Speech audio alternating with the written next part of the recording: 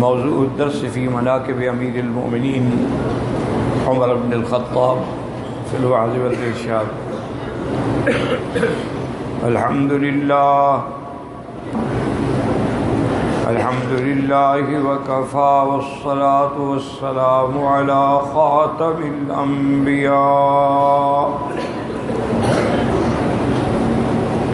سيدنا وحبيبنا محمد المصطفى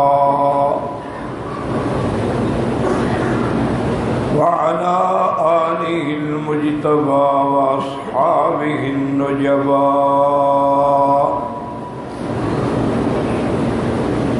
اللهم صل على سيدنا محمد النبي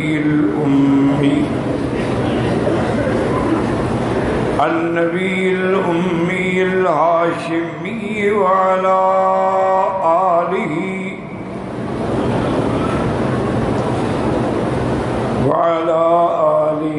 وأصحابه نجوم الهدى.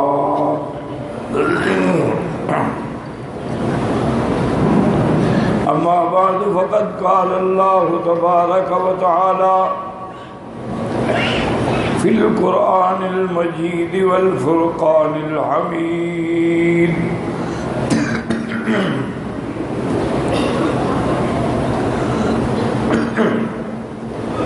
أعوذ بالله من الشيطان الرجيم. بسم الله الرحمن الرحيم.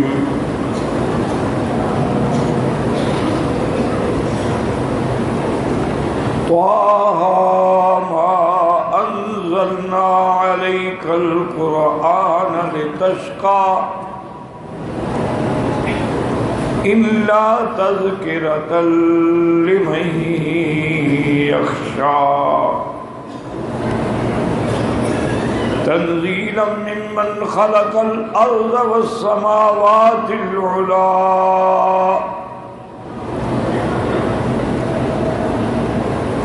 الرحمن على العرش استوى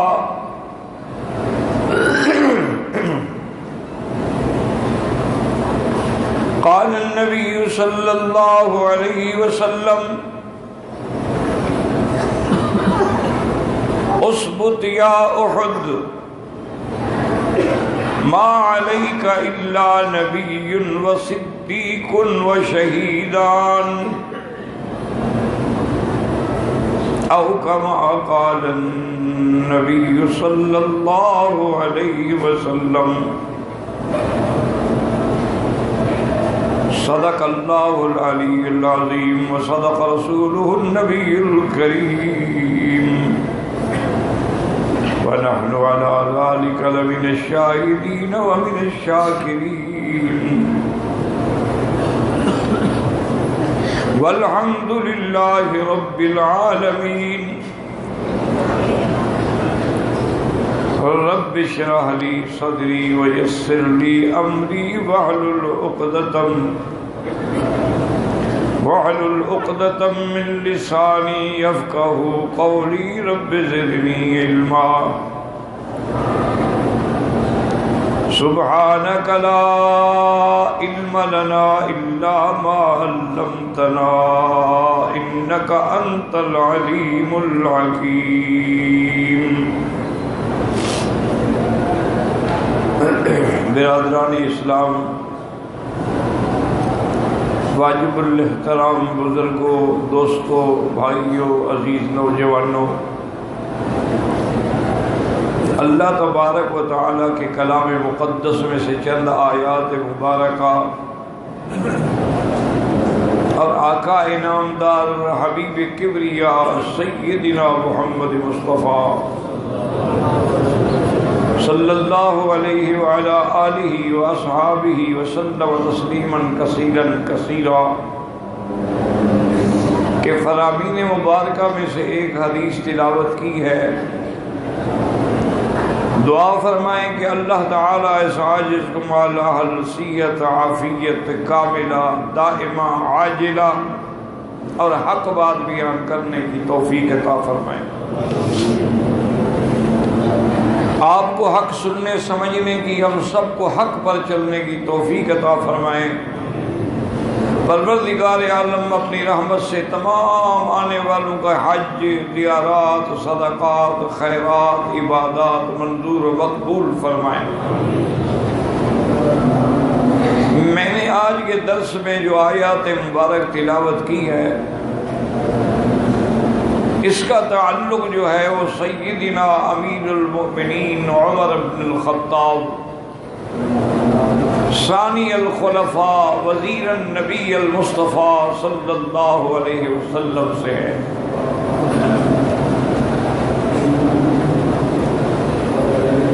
حتیٰ کہ علماء نے لکھا ہے کہ حضور صلی اللہ علیہ وسلم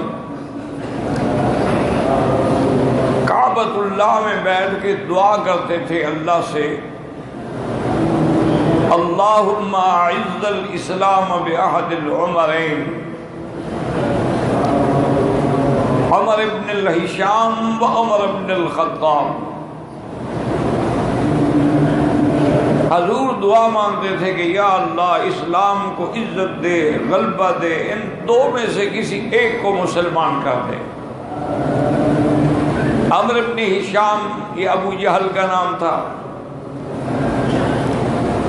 اور عمر ابن الخطاب جو ہیں وہ سیدنا عمر کا نام تھا، اور یہ بھی نامی پشت میں جا کے حضور صلی اللہ علیہ وسلم سے مل جاتے، یعنی ایک ہی خاندان۔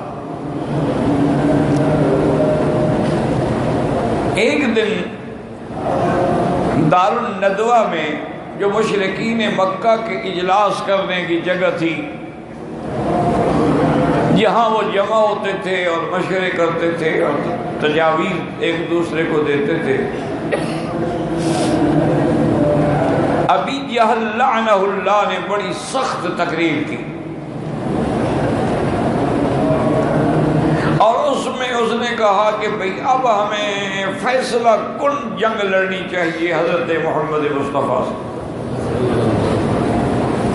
صلی اللہ علیہ وسلم کے۔ روز بروز ان کی تعداد جو ہے وہ بڑھتی جا رہی۔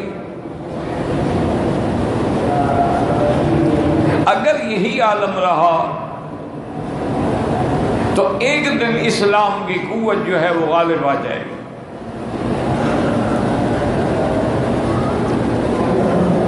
حضرت عمر رضی اللہ تعالی عنہ بھی اس مجلس میں موجود تھے، کھڑے ہوئے اور اس کے بعد لات و عزا کی قسم کھائی۔ وہ تو ان کو الہ سمجھتے تھے نا، کہ اب مکہ مکرمہ کے اندر یا میں رہوں گا یا پھر محمد مصطفیٰ صلی اللہ علیہ وسلم رہے۔ گھر گئے، تلوار اٹھائی، کمان اٹھائی، زرہ پہنی، نیزہ پکڑا، اور کسی غیر و غضب میں بھرے ہوئے گھر سے نکلے، اسی ارادے سے کہ میں آج حضور پاک صلی اللہ علیہ وسلم پہ نعوذ باللہ حملہ کروں گا۔ راستے میں ایک آدمی ملا، اس نے پوچھا کہ الہ یا عمر، کیوں اتنے ناراض اور بھرے ہوئے غصے میں کہاں جا رہے ہو؟ تو آپ نے فرمایا اقتل محمد صلی اللہ علیہ وسلم، کہ میں حضور کو قتل کروں۔ اس نے کہا عمر تم حضور پاک کو کیا قتل کرو گے؟ تمہارے تو اپنے گھر میں تمہاری بہن بھی مسلمان ہو چکی ہے، اس کو تو تم روک نہیں سکے، اب حضور سے قتل کرنے کے معاملے میں جا رہے ہیں۔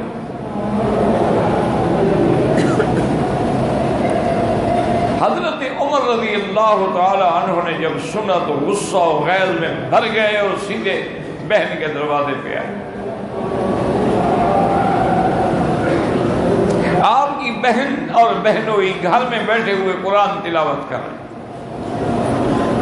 حضرت سعید لے آتے تھے قرآن پاک کی آیات مبارکہ اور گھر والوں کو پڑھاتے تھے۔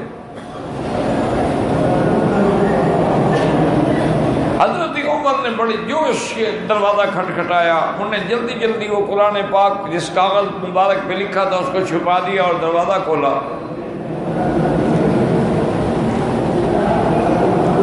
حضرت عمر نے فرمایا کیا آواز میں سن رہا ہوں، اور لوگ کہتے ہیں کہ تم مسلمان ہو گئی ہو، تم نے بھی حضور صلی اللہ علیہ وسلم کا کلمہ پڑھ لیا ہے۔ تو بی بی فاطمہ بنت الخطاب آپ کی بہن نے فرمایا کہ عمر بات یہ ہے کہ واقعتاً میں نے کلمہ پڑھ لیا۔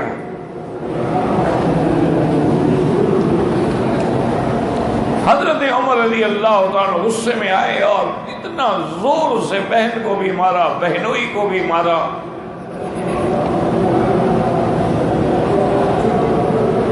لیکن بی بی نے صرف ایک بات کی، کہا دیکھو عمر، تم جس باپ کے بیٹے ہو میں بھی تو اسی باپ کی بیٹی ہوں نا، تم چاہے میرے ٹکڑے اڑا دو لیکن اب میں حضور پاک کا کلمہ نہیں چھوڑ سکتی۔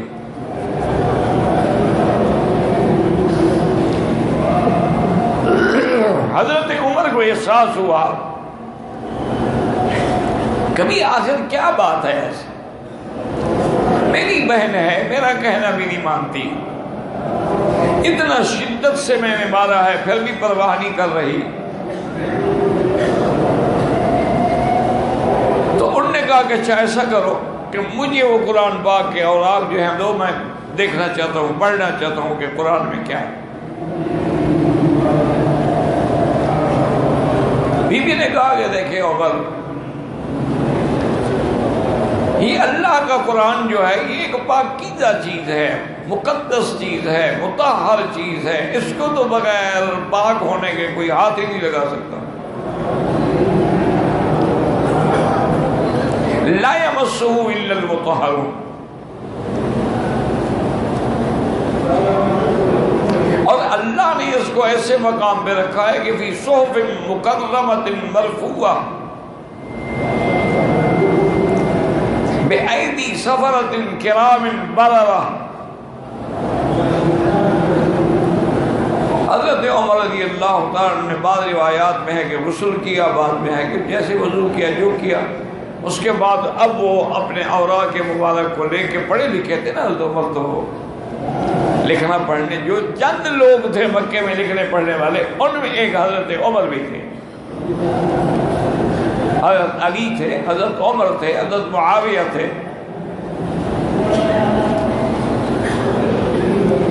حضرت زید تھے، یہ سب پڑھے لکھے لوگ تھے۔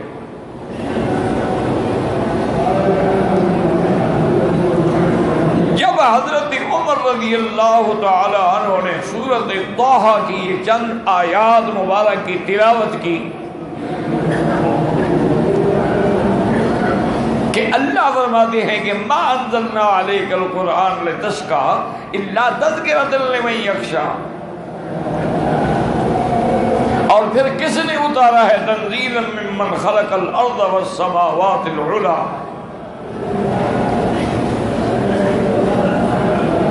عرب تھے، عربی زبان جانتے تھے، عربی کلام جانتے تھے، قرآن پاک کی فصاحت اور بلاغت کی ایسی تاثیر ہوئی کہ حضرت عمر کانپنے لگ گئے اور کہا کہ مجھے یہ بتاؤ کہ این محمد، حضور اس وقت کہاں ہوں؟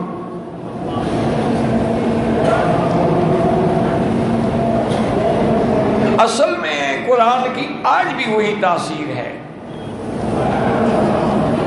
اللہ کا قرآن آج بھی اللہ کا کلام ہے، اس میں وہی تاثیر ہے، لیکن ایک تو پڑھنے والی زبانیں ناپاک ہیں، ایک ہم غور و فکر سے نہیں پڑھتے۔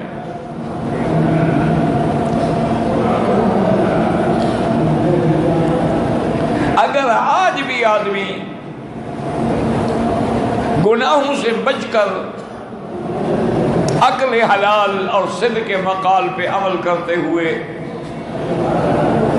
قرآن پاک کو علیحدہ تنہائی میں بیٹھ کے غور کر کے پڑھے تو آج بھی قرآن کی وہی تاثیر موجود ہے۔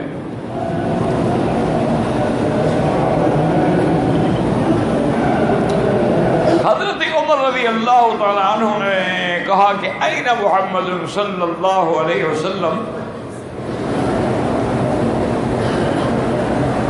انہوں نے کہا کہ اس وقت تقریباً حضور دار ارقم میں ہیں۔ اب یہ ساری چیزیں ہیں نا، یاد رکھو حرم کے اندر آ گئی ہیں، دار ارقم، بیت ام ہانی، اسی طرح سیدہ خدیجہ کا گھر جہاں حضور کے سارے بچے پیدا ہوئے، اور حضور صلی اللہ علیہ وسلم کا اپنا گھر جہاں خود حضور پیدا ہوئے، اب یہ تمام چیزیں جو ہیں وہ اللہ کے حرم میں آ گئی ہیں۔ مولد النبی صلی اللہ علیہ وسلم کی ایک چھوٹا سا کمرہ باقی رکھا گیا ہے، لیکن تمام چیزیں جو ہیں وہ اللہ کے حرم میں آ گئی، کیونکہ جب حرم بن گیا تو حرم کو تو نہیں روکا جا سکتا۔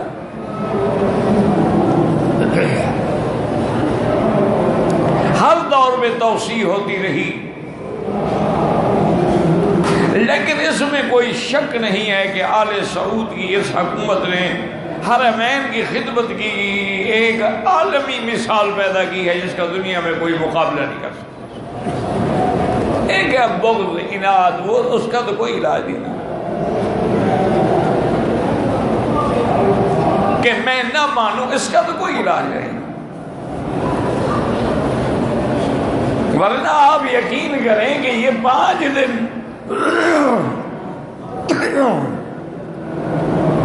جو حج کے ہوتے تھے پانی نہیں ملتا تھا، مینا، عرفات، مزدلفہ جیسے اہم مقام پر بھی تیمم کر کے نمازیں پڑھی جاتی،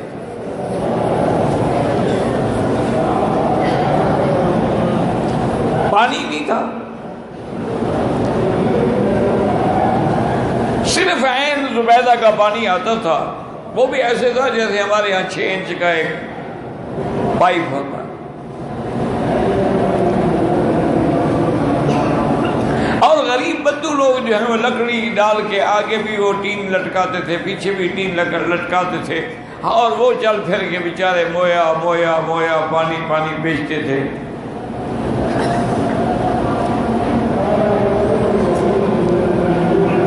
یہ تو آپ تصور آپ نہیں کر سکتے ہیں نا کہ جو انہوں نے خدمت کی ہے، اور اس کا بدلہ یہ یاد رکھیں، آپ کو معلوم ہونا چاہیے کہ حاجی سے حکومت سعودیہ 1 ریال بھی نہیں لیتی، نہ ویزے کا نہ فیسیں۔ یہ جو فیسیں ہوتی ہیں وہ معلم کی ہوتی، معلم کی ہو گئی، عدلہ کی ہو گئی، دلیل کی ہو گئی، زمزم پلانے والوں کی ہوگی، حکومت کا تو 1 ریال بھی نہیں ہے۔ وہ تو ہر سال ایک حاجی پر 1000 ریال خرچ کرتی ہے کہ ہر سال نئی سڑکیں بنتی ہیں، پہلی کافی نہیں ہوتی، ہر سال نئے خیمے لگتے ہیں، جگہ پوری نہیں ہوتی۔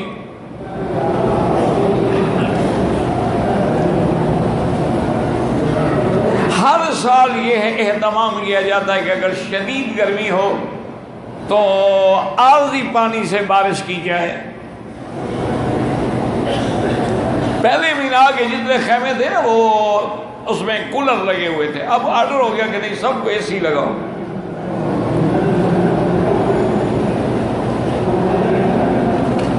یہاں سے مکہ مکرمہ سے مدینہ منورہ جانے کے لیے پہلا دور تو خیر بہت ہی پرانا ہے نا، جو ہم نے دیکھا ہے 24 گھنٹے لگتے تھے، اور بڑے لوڈڈ ٹرک جو ہوتے تھے جس میں چینی یا چاول لوڈ ہوتا تھا، ان کے اوپر بیٹھ کے ہم جاتے تھے کہ دھکا کب لگے گا۔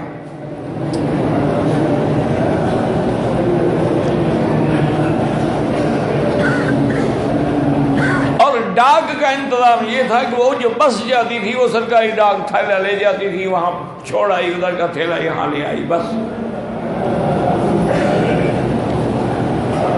یہ تو انہوں نے الحمدللہ ثم الحمدللہ سڑکوں کا بھی جال بچھا دیا، اور اتنی آرام دہ سڑکیں انہوں نے بنائی ہیں کہ اب جو ایکسیڈنٹ ہوتے ہیں نا وہ اس وجہ سے ہوتے ہیں کہ گاڑی اتنی سبق رفتار سے چل رہی ہوتی ہے، ڈرائیور سو جاتے ہیں۔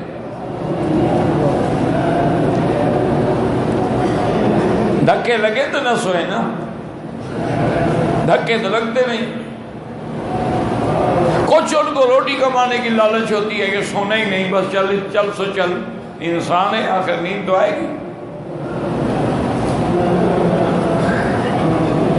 اور ایک ایک ایک مسجد، یعنی آپ ایک ایک مسجد جا کے دیکھیں، مثلا طائف کا میقات سیل الکبیر ہے، اس کی مسجد دیکھیں، مسجد عائشہ دیکھیں، مسجد جیرانہ دیکھیں، مسجد جحفہ دیکھیں،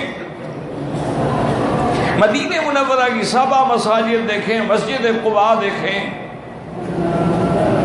یعنی ہر جگہ پر انہوں نے اتنی خدمت کی ہے جس کی دنیا میں کوئی مثال نہیں۔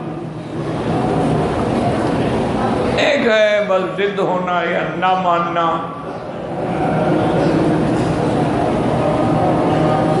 اب بھی ایسے لوگ موجود ہیں کہ جو لاکھوں خرچ کر کے آتے ہیں، ہوٹل میں بیٹھے رہتے ہیں، نماز نہیں پڑھتے، جی وہاں بھی ہیں، نماز نہیں ہوتی۔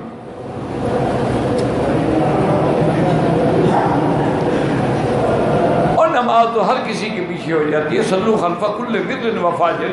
نماز کے نہ ہونے کا معنی یہ ہے کہ وہ کافر سمجھتے ہیں، کافر کے پیچھے نماز نہیں ہوتی نا، باقی تو نیک ہے، برا ہے، اچھا ہے، نماز ہو جاتی ہے۔ بہرحال اللہ تبارک و تعالی رحمت فرمائے، اور اللہ تو جانتے ہیں نا کہ کس کے کیا خدمات ہیں۔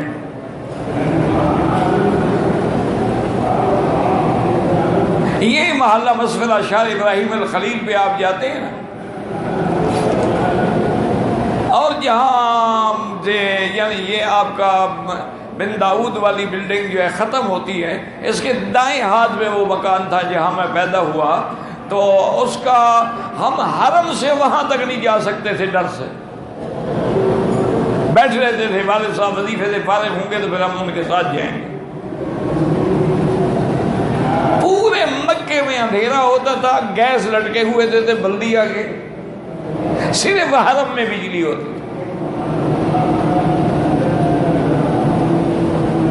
ماں سوا حرم کے کسی جگہ بجلی نہیں تھی، اندھیرا ہی اندھیرا ہوتا۔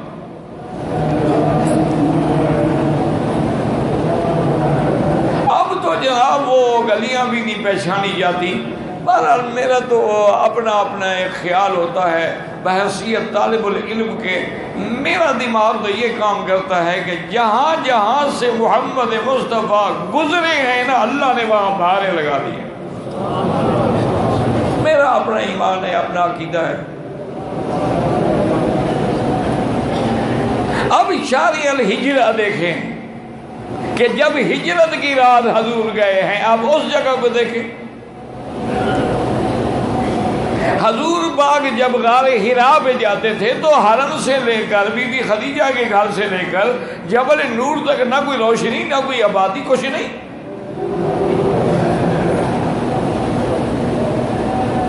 اور اسی تنہائی میں اندھیری راتوں میں غار میں حضور بیٹھ کے کبھی 8 دن، کبھی 10 دن، کبھی مہینہ مہینہ عبادت فرماتے تھے۔ راشن ختم ہو جاتا، پھر حضور واپس آتے، پھر پانی کا مشکیزہ، ستو، کچھ چنے، کچھ پانی، کچھ چیزیں چھوٹی موٹی کھانے کی، وہ لے کے حضور پھر کان یتحنس فی غار حرا، وہاں جا کے عبادت فرماتے۔ اور حضور فرماتے حبب الی الخلا، مجھے تنہائی محبوب ہو گئی، میں لوگوں میں بیٹھنا نہیں پسند کرتا تھا۔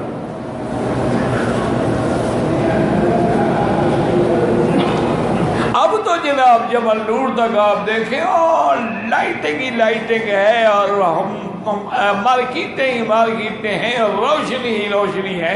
تو اسی لیے بہرحال میں یہی سمجھتا ہوں کہ جہاں سے حضور گزرے ہیں نا، جہاں نظر نہیں پڑی وہاں ہے رات آج تک، اور وہی سحر ہوئی جہاں جہاں گزر گیا۔ صلی اللہ علیہ وسلم درود شریف پڑھ لیا کرو۔ میں یقین کریں جتنا میں بیمار ہوں، مجھے تکلیف ہے، مجھے پتہ ہے، اس کے باوجود بھی الحمدللہ میں نے کہا بھی حجاج کا حق ہے، کوشش تو کروں، باقی اللہ کی مرضی۔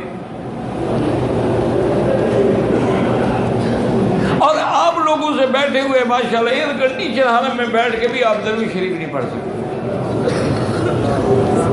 اب اس کا کوئی علاج ہے حاجی کے پاس؟ حاجیوں کو ہو جائے، خدا ہی سمجھے، بندہ نہیں سمجھا سکتا۔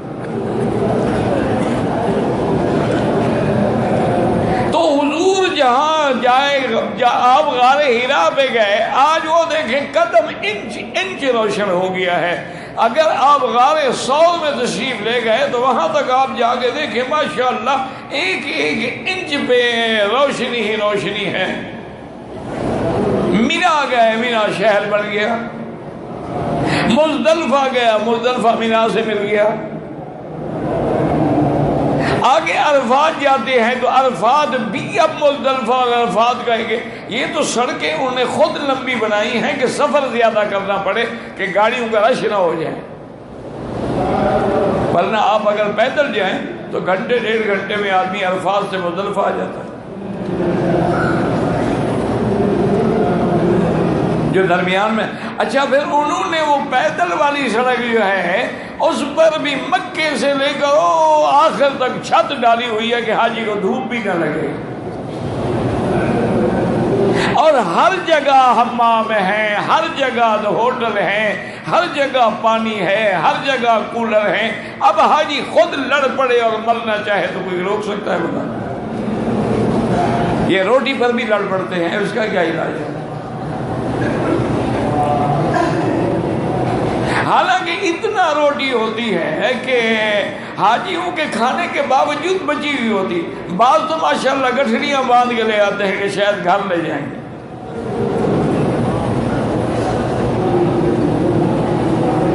تو اب دیکھیں کہ سیدنا عمر رضی اللہ تعالی عنہ دار ارقم پہ پہنچے۔ یہ دار ارقم جو ہے نا جی، یہ صفا جہاں آپ دوڑتے ہیں نا، صفا سے دائیں ہاتھ میں مڑے تو پہلے دار ارقم تھا۔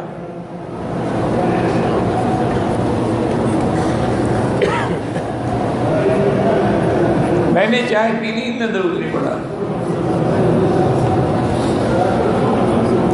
ٹھیک ہے جی، پھر قیامت میں پتہ لگے گا کہ کہو اور حاجی درود نہ پڑھے۔ ایک یاد رکھو، جب تک درود شریف کی کثرت نہیں کرو گے نا تو دلوں پر جو زنگ لگے ہوئے ہیں وہ نہیں مٹیں گے۔ یہ کوئی بات ہے کہ آدمی مکے میں آئے، ملتزم پہ جائے، طواف میں جائے، صفا پہ جائے اور اس کو رونا بھی نہ ہے، آنسو بھی نہ نکلے؟ اسی لیے مالک ابن دینار فرماتے تھے کہ میری دعا جو منظور ہوتی ہے نا مجھے پتہ لگ جاتا ہے۔ ساتھیوں نے پوچھا، انہوں نے کہا کہ جب دعا مانگتے ہوئے میرا بدن کانپنے لگ جائے، آنسو بہنا شروع ہو جائیں، دل میں خوف آ جائے، بال کھڑے ہو جائیں اللہ کے خوف سے، میں سمجھتا ہوں الحمدللہ دعا منظور ہو گئی۔ اور اگر ویسے حاجی صاحب پھر رہے ربنا آتنا فی الدنیا حسنہ فی الآخرۃ حسنہ وقنا عذاب النار یا عزیز یا غفار، اس کو بھی قرآن کا حصہ بنا دیا ہے۔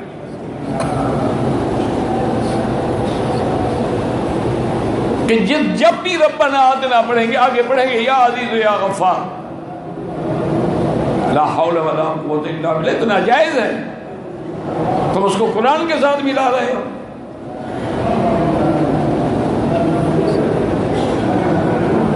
اور اس کے بعد جناب صرف ایک فکر ہے حاجی صاحب کو کہ کعبے کے ساتھ کھڑے ہو کر میں ذرا فوٹو بنوا لوں تاکہ گھر والوں کو یقین تو آئے نا کہ یہ شریف کیا تھا۔ انا للہ و انا الیہ راجعون۔ سارے مینا میں، سارے عرفات میں، ساری مزدلفہ میں ایمان سے کہیں لبیک کا کوئی شور سنا آپ نے؟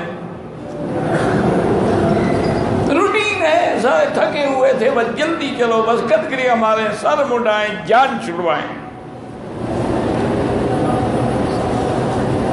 حالانکہ یہ نہیں سمجھتے کہ میں احرام میں تو اس وردی میں ہوں جس وردی پہننے کا مجھے خدا نے حکم دیا، میں تو اس وردی میں ہوں جس وردی کا حضور پاک محمد مصطفیٰ نے مجھے سکھایا ہے۔ جتنا دیر احرام زیادہ رہے گا اتنا مجھے ثواب زیادہ ملے گا۔ اب آپ کے لیے کیا مشقت ہے؟ مشقت تو ان کے لیے تھی جو حج قران کا احرام باندھ کے آتے تھے اور ایک ایک مہینہ کم از کم احرام میں رہتے تھے۔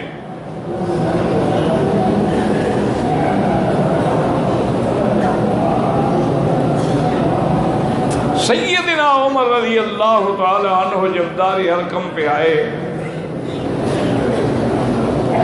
دروازے پہ آپ نے آواز دی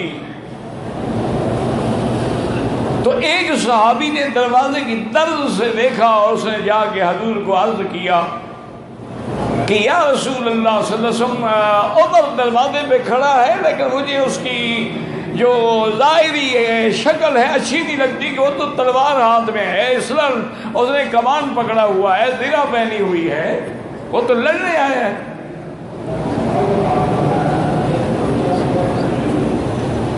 سیدنا حمزہ رضی اللہ تعالی عنہ بھی بیٹھے تھے، انہوں نے کہا صحابی سے کہا کھول دو دروازہ، آنے دو عمر کو، مکے میں کہ صرف ماں نے عمر جینا ہے اور کوئی بہادر نہیں ہے۔ اگر نیک نیتی سے آیا ہے ہم سینے سے لگائیں گے، ورنہ انشاءاللہ عمر کی تلوار چھین کے میں اس کی گردن کاٹوں گا۔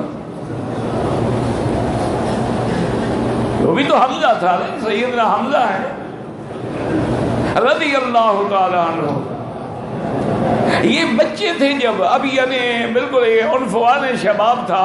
کسی نے کہا کہ آج ابھی جہل نے حرم میں حضور کو گالیاں دی ہیں، مسلمان بھی نہیں ہوئے تھے، لیکن اسی جوش میں آئے، ابو جہل بیٹھا تھا، تلوار کے الٹے طرف سے اس کے سر پہ مارا اور کہا کہ ابو جہل خبردار، اگر آج کے بعد تیری زبان سے حضور کے خلاف کوئی بات نکلی تو میں تیری زبان کاٹ کے کتوں کو کھلاؤں گا۔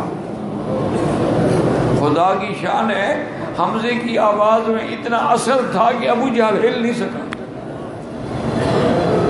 چپ کر کے بیٹھ رہا، جواب بھی نہیں دے سکا رضی اللہ تعالی عنہ وارضاہ۔ دروازہ کھولا، حضرت عمر رضی اللہ تعالی عنہ کی حضور کے چہرے مبارک پہ نظر پڑی اور آنکھیں جھک گئیں۔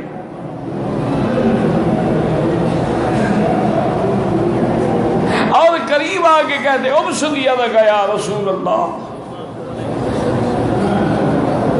حضور ہاتھ بڑھائیں، مجھے کلمہ پڑھائیں۔ صحابہ نے اللہ اکبر کا نعرہ لگایا، جبریل اترے، انہوں نے کہا محمد مصطفیٰ آج عمر کی اسلام پہ آسمانوں پہ فرشتے خوشیاں منا رہے ہیں۔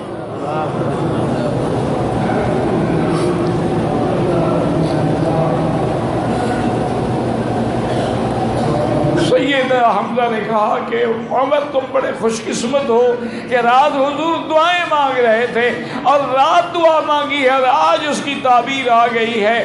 اللہ نے تیرے نصیب میں لکھا تھا عمر ابن ہشام رہ گیا اور عمر ابن الخطاب آ گیا۔ اسی لیے علماء کبھی کبھی کہتے ہیں کہ تمام صحابہ جو ہیں وہ مرید محمد ہیں، وہ خود آئے ڈھونڈنے کے لیے، لیکن عمر جو ہے وہ مراد محمد ہے، جس کو خدا سے خود مانگا ہے محمد مصطفیٰ رضی اللہ تعالی عنہ وارضاہ۔ کچھ دیر کے بعد صحابہ تیاری کرنے لگے نماز کی، چونکہ دارالارقم میں پڑھتے تھے، چھپ کے نماز پڑھتے تھے، ابھی اتنی طاقت نہیں تھی کہ باہر آئے۔ یعنی آپ اندازہ کریں کہ ہجرت جس دن حضور نے فرمائی ہے کل 83 مسلمان ہوا تھا، کل 83۔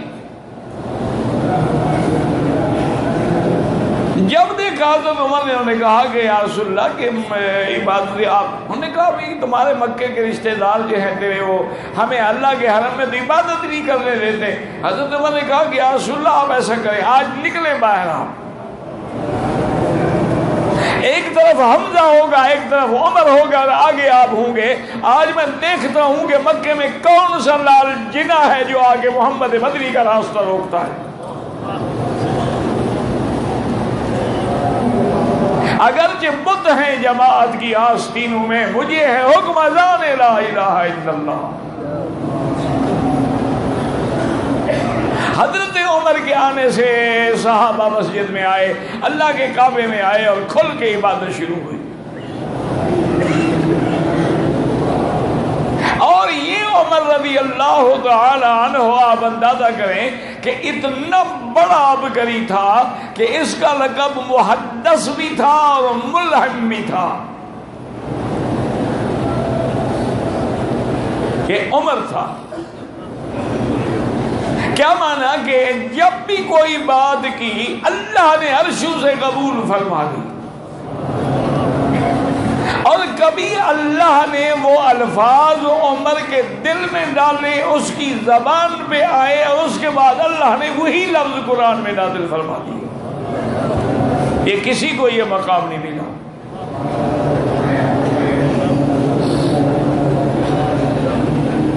یعنی حضرت امیر المومنین عمر بن الخطاب رضی اللہ تعالی عنہ، جب حضور نے یہ آیت پڑھی ثم خلقنا النطفة علقة فخلقنا العلقة مضغة فخلقنا المضغة عظاما فكسونا العظام لحما ثم انشأناه خلقا آخر، حضرت عمر فوراً بول پڑے فتبارک اللہ احسن الخالقین. یہ الفاظ عمر کی زبان سے نکلے، اللہ نے قرآن کا حصہ بنا دیا کہ قیامت تک یعنی عمر رضی اللہ تعالی جب بھی قرآن پڑھا جائے گا تو یہ آیت بھی تو پڑھی جائے گی. حضور صلی اللہ علیہ وسلم ہمیشہ ہر کام میں مشورہ فرماتے تھے.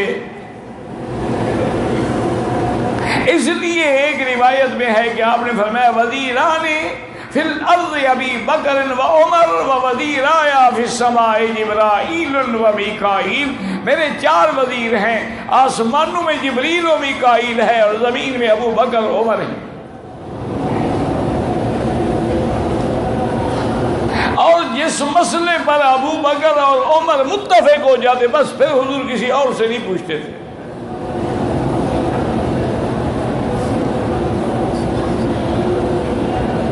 اسی لیے آپ حجاج کرام جو آتے ہیں خود اندازہ کریں کہ ہر مسلمان جو ہے کعبے میں آئے گا، طواف کرے گا، اور مقام ابراہیم پہ 2 رکعت نماز جو ہے واجب الطواف ادا کرے گا. اس کے لیے بھی حضور نے مشورہ فرمایا تھا. یہ مقام ابراہیم کعبے کے دروازے کے ساتھ لگا ہوا تھا. پھر اس کو تھوڑا سا دور کیا گیا، اور آخر میں حضور نے صحابہ سے مشورہ لیا کہ ہمیں طواف کی 2 رکعت جو ہیں اس کے لیے حرم میں کون سی جگہ کو مصلی بنائیں. کسی نے کہا دروازے کے ساتھ کھڑے ہو جائیں.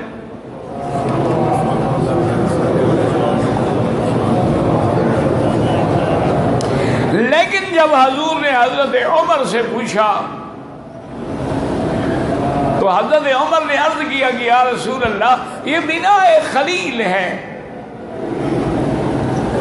اور یہ وہ پتھر ہے جس پہ سیدنا ابراہیم نے کھڑے ہو کے کعبے کی تعمیر کی ہے، اور اللہ نے اس پتھر کی علامت کے لیے، ورنہ پتھر پہ تو کبھی پاؤں کا نشان نہیں پڑتا نا. دیکھو نا یہاں پتھر لگا ہوا ہے، تم ساری رات کھڑے رہو نشان پڑ جائے گا. اور اتنا بڑا پورا نشان کہ پاؤں کھب جائے اس کے اندر.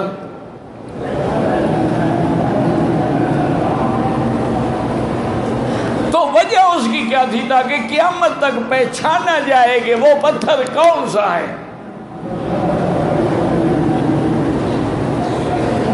تو حضرت عمر نے عرض کیا کہ یا رسول اللہ افلا نتخذہ مصلن، کیا ہم مقام ابراہیم کے پیچھے کھڑے ہو کے 2 رکعت نہ پڑھیں؟ حضور فیصلہ کر رہے تھے کہ جبریل آ گئے. واتخذوا من مقام ابراہیم مصلی، اللہ نے حکم دیا کہ میرا مدنی عمر نے جو فرش پہ فیصلہ کیا میں نے عرش پہ قبول کر لیا ہے. اب اسی کو مقام مصلی بنائے. اور یاد رکھو اگر کوئی اچھے کام کی ابتدا کرے گا قیامت تک اس کو اجر ملے گا. جتنے حاجی آئیں گے مقام ابراہیم پہ نماز پڑھیں گے تو ثواب حضرت عمر کے کھاتے میں لکھا جائے گا. لاکھ شیعہ انکار کرو کہاں بھاگو گے؟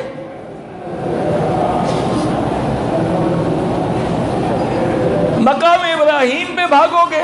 وہاں تو لڑتے ہیں باقاعدہ آگے پیچھے آدمی کھڑے کر کے 2 رکعت پڑھتے ہو. یہ عمر والا مقام ابراہیم تو ہے. مدینہ منورہ جاؤ گے حضور پہ سلام پڑھو گے تو ابو بکر عمر میں کیسے نہ پڑھو، لیکن آنکھیں بند کر کے کتنی دیر تک اپنے آپ کو پاگل بناؤ گے کہ ساتھ کون سویا ہوا ہے؟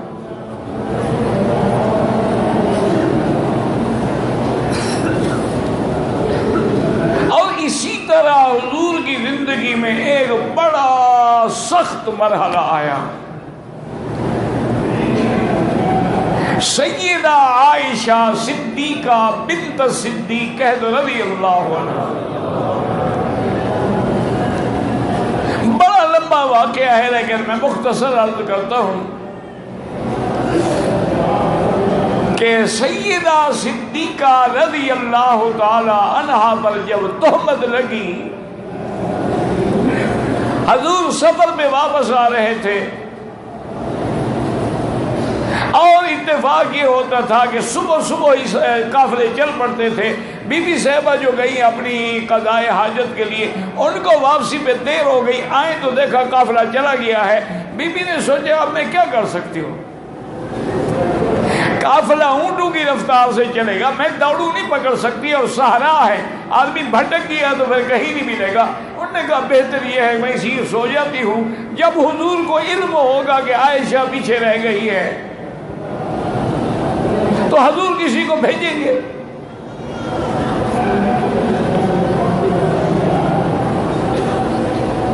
بی بی فرماتی ہیں کہ میں کپڑا لے کے سو گئی، ٹھنڈا وقت تھا، مجھے بھی فوراً نیند آ گئی. تھوڑی دیر کے بعد میں نے آدمی کی آواز سنی. صفوان ابن معطل السلمی صحابی تھے. حضور نے ان کو حکم دیا تھا کہ تم قافلے کے پیچھے چلا کرو، جب قافلہ چلا جائے 2-4 گھنٹے کے بعد پہنچو، دیکھو کوئی چیز بھول تو نہیں گیا آدمی. اب جب حضور اترے ہیں تو بی بی عائشہ جو ہے وہ اپنے ہودج میں نہیں ہیں.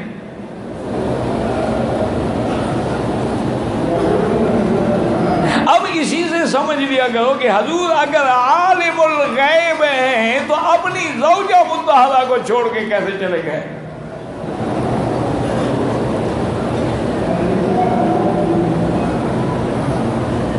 اور بی بی عائشہ فرماتی ہے کہ خدا کی قسم ہے میں نے ایسا باحیا بندہ اپنی زندگی میں نہیں دیکھا کہ اپنی اونٹنی کو بٹھا کے خود دور چلے جاتے، میں اونٹنی پہ سوار ہو جاتی، پھر وہ مہار پکڑ کے آگے چل پڑتے. کہتی ہے واللہ ہے خدا کی قسم اس شخص نے منہ پھیر کے بھی مجھے نہیں دیکھا.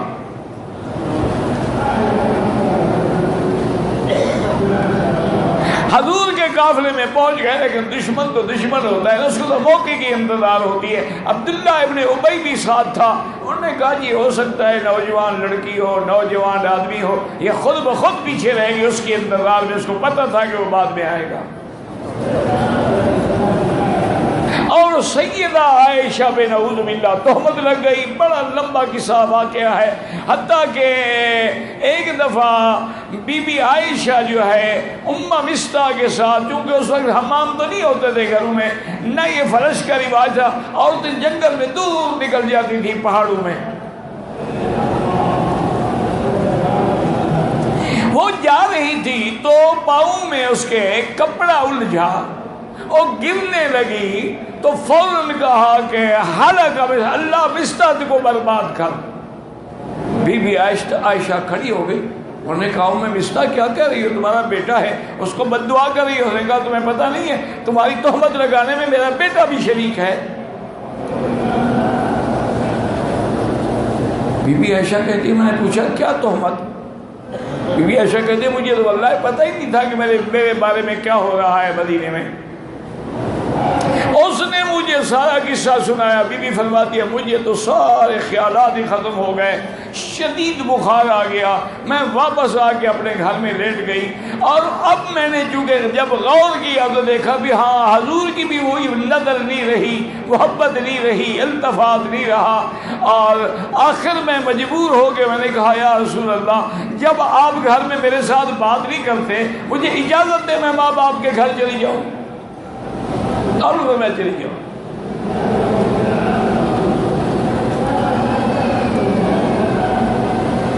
چلے گئے بی بی صاحبہ, اور ماں سے کہا, باپ سے کہا, انہوں نے کہا نہیں ہے تمہاری بیٹی ہو, ہم حضور کو تیرے بارے میں سفارش نہیں کر سکتے.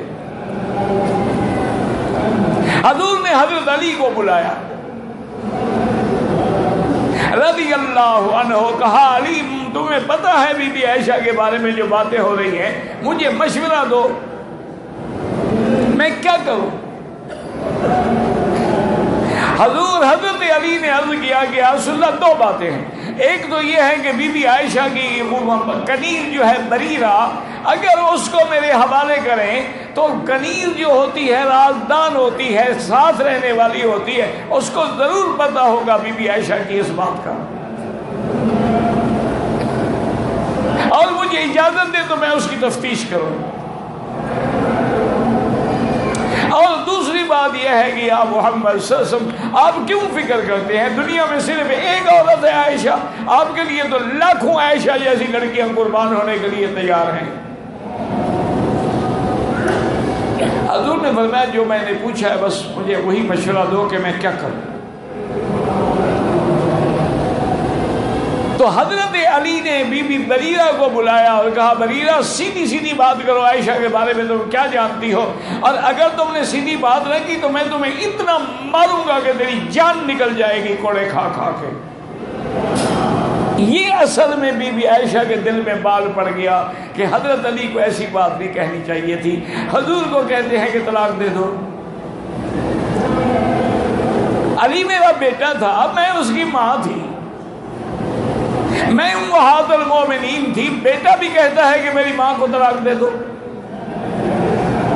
یہ بال بڑھ گیا تھا. حضرت علی بی بی عائشہ ایک دوسرے سے ناراض ہو گئے تھے. نے کہا علی تم میرے ٹکڑے کر دو, ما رأیت فیہا شیئا, میں نے اپنی زندگی میں اپنی صحبت میں بی بی عائشہ پر کبھی کوئی غلط کام کرتے ہوئے دیکھا ہی نہیں, تو میں کیا کروں. ہاں اتنی بات ضرور ہے کہ عائشہ غافل لڑکی ہے, نوجوان بچی ہے, کبھی کبھی آٹا گوندھ کے رکھ دیتی ہے اور وہیں سو جاتی ہے, بکری آگے آٹا کھا جاتی ہے.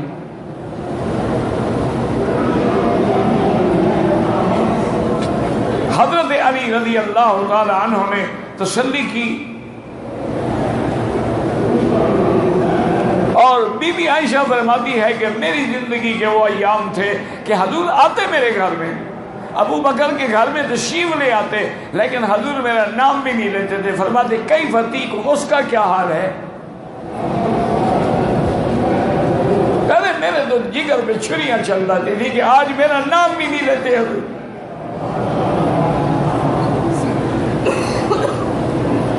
حضور نے فرمایا کہ ابو بکر تم کیا کہتے ہو. یا رسول اللہ میں کچھ نہیں کہتا, میری بیٹی ہے, میں نہیں صفائی دوں گا. آپ نے آپ کی والدہ سے پوچھا, کہا لا یا رسول اللہ یہ بنتی, میری بیٹی ہے, میں اگر اس کے حق میں بات کروں تو کہیں گے ماں نے اپنی بیٹی کے حق میں بات کی ہے. حضور اسی عالم میں تشریف لائے مسجد نبوی میں, اور حضرت عمر کو بلایا, کہتے رضی اللہ اللہ اکبر. حضرت عمر آئے, حضور نے فرمایا عمر ما رأیک فی قصۃ عائشہ,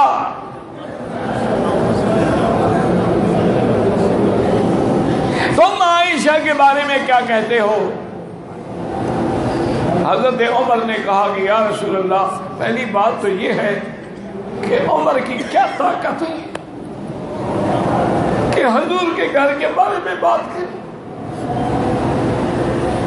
یا رسول اللہ حرم نبوی کے بارے میں بات کروں, میری کیا طاقت. حضور نے فرمایا عمر میں تمہیں حکم دیتا ہوں، مجھے مشورہ دو۔ اور نے کہا یا رسول اللہ اگر آپ کا حکم ہے پھر میں اگر کوئی بات پوچھوں تو ناراض تو نہیں ہوں گے آپ؟ حضور میں بالکل نہیں ہوں گا۔ پوچھا ایک ہی بات مجھے بتا دیں، بی بی عائشہ سے شادی آپ نے کی ہے یا ان اللہ زوجہا، یا اللہ نے آپ کی شادی کرائی ہے؟ حضور نے فرمایا اللہ نے شادی کرائی ہے۔ اور جبریل ایک ریشم کے کپڑے میں شادی سے پہلے عائشہ کی تصویر لے کر بھی میرے پاس آئے تھے اور انہوں نے کہا تھا ہذہ زوجتک۔ تو حضرت عمر نے کہا یا رسول اللہ مجھے حیرت ہوتی ہے، ہمیں اپنے بیٹوں کے لیے اچھی لڑکی مل جاتی ہے، خدا کو محمد کے لیے نہیں ملی۔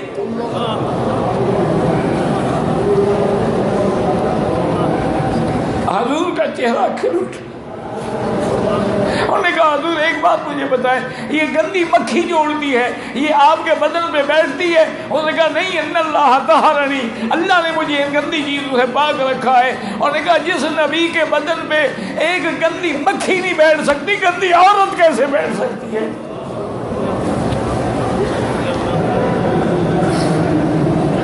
اور یہ لفظ بھی عمر نے کہا ہے کہ ھذا بہتان عظیم۔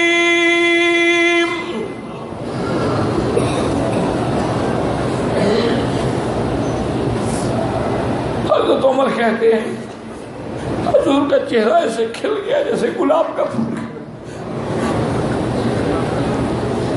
حضور کو تسلی ہو گئی، ادھر خیال نہیں جا رہا تھا نا۔ حضور فوراً تشریف لے آئے۔ بی بی عائشہ کہتی ہے میں بستر پہ میں تو پڑی ہوئی تھی، اب مجھ میں تو اٹھنے کی طاقت نہیں تھی، میری اماں بھی بیٹھی تھی اور میرے باپ بھی بیٹھے تھے۔ حضور نے مجھے مخاطب ہو کے فرمایا کہ عائشہ اگر تم سے غلطی ہو گئی ہے تو توبہ کرو،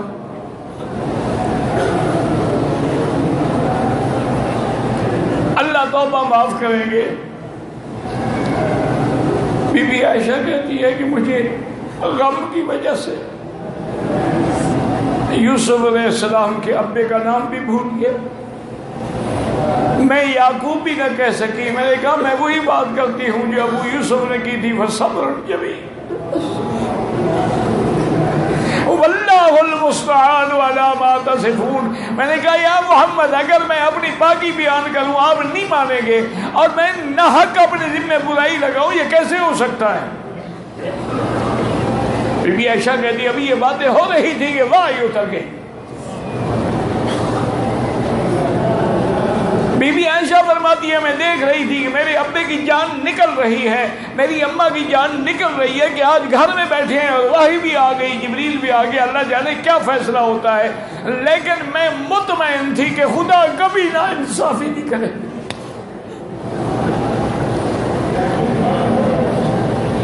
رضی اللہ عنہ کہتی ہیں حضور پر وحی آتی رہی، جب وحی آنا ختم ہوا حضور نے سر اٹھایا اور فرمایا ابشری عائشہ۔ آپ نے فرمایا عائشہ مبارک ہو، اللہ نے عرش سے تیری صفائی بیان کی ہے۔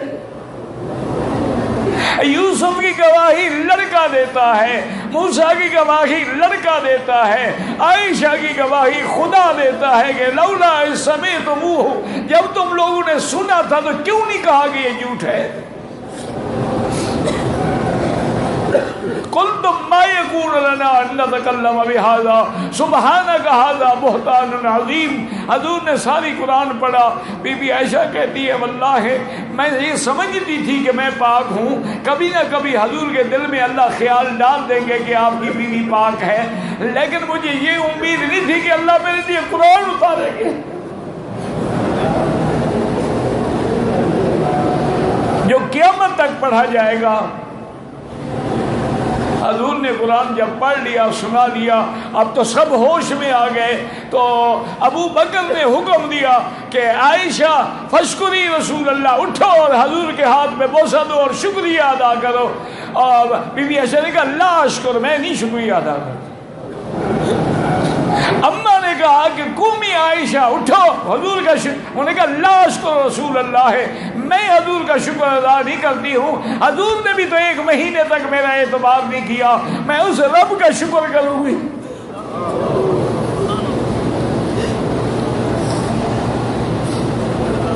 لیکن یاد رکھنا میرے بھائیوں اور میری بیٹیوں، یہ بات عائشہ کہہ سکتی ہے، عائشہ، ورنہ حضور کو کوئی کہے کہ میں تیرا شکریہ ادا نہیں کرتا، وہ تو کافر ہو جائے گا۔ یہ عائشہ کا مقام ہے، میاں بیوی کا مقام ہوتا ہے۔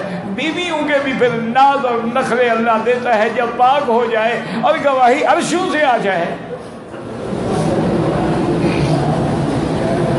اللہ اکبر، اللہ اکبر۔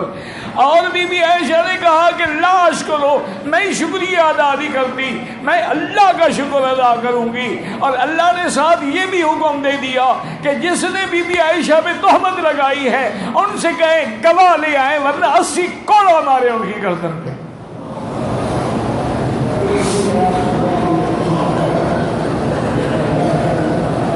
تو یہ فیصلہ دینے والا اور رائے دینے والا کون تھا؟ عمر تھا رضی اللہ عنہ۔ زندگی انشاءاللہ تو بات باقی اللہ کو منظور ہے، چونکہ آگے 1 محرم آ رہی ہے اور شہادت عمر بھی 1 کو ہوگی۔